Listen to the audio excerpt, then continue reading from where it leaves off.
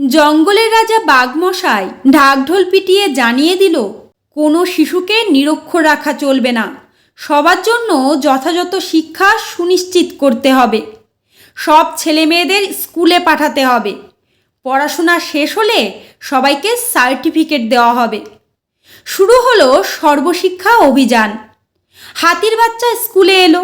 বাদর, মাছ, কচ্ছপ, বিড়াল, উট, জিরাফ সবার বাচ্চা স্কুলে পৌঁছে গেল। শুরু হলো ধুমধাম করে পড়াশোনা। ফার্স্ট ইউনিট টেস্ট হলো। হাতির বাচ্চা ফেল। কোন সাবজেক্টে ফেল? হাতি এসে প্রশ্ন করে। গাছে ওঠা সাবজেক্টে ফেল করেছে। হাতি পড়ল মহা চিন্তায়। তার ছেলে ফেল, এটা কোনোভাবেই মেনে নেওয়া যাবে না। শুরু হলো খোঁজাখুঁজি।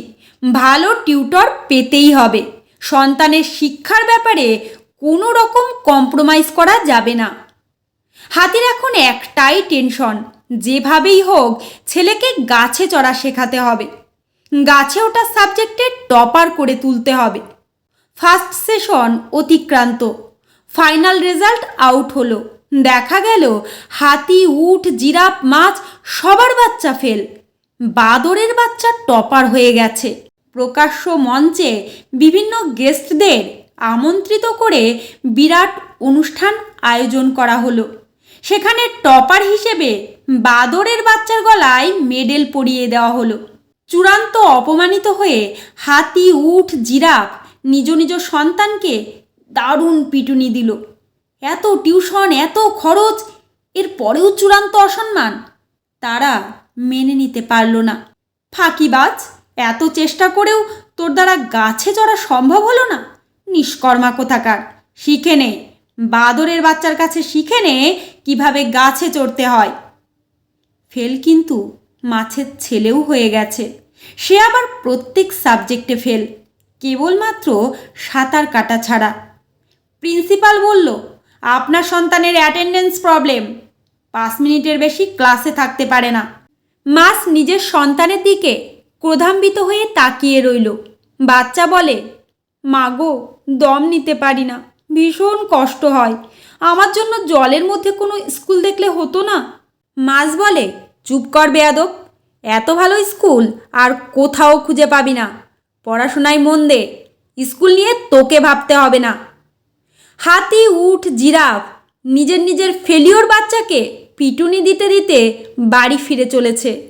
পথিমধ্যে বুড়ো খ্যাকশিয়ালের সঙ্গে দেখা। শিয়াল বলে, কি হয়েছে সেটা তো বলো। হাতি বলে, এত বড় শরীর নিয়ে গাছে চড়তে পারল না। বাদরের ছেলে টপার হলো। মান ইজ্জত কিছুই অবশিষ্ট থাকলো না। শিয়াল অট্টহাসিতে ফেটে পড়ে। শিয়াল বলে, তোমাদের গাছে চড়ার কি প্রয়োজন সেটাই তো বুঝতে পারলাম না। শোনো হাতি, তুমি নিজের বিশালাকার সুর উঠিয়ে ধরো, গাছের সবচেয়ে বড় ফলটি পেরে ভক্ষণ করো। তোমার গাছে ওঠা লাগবে না।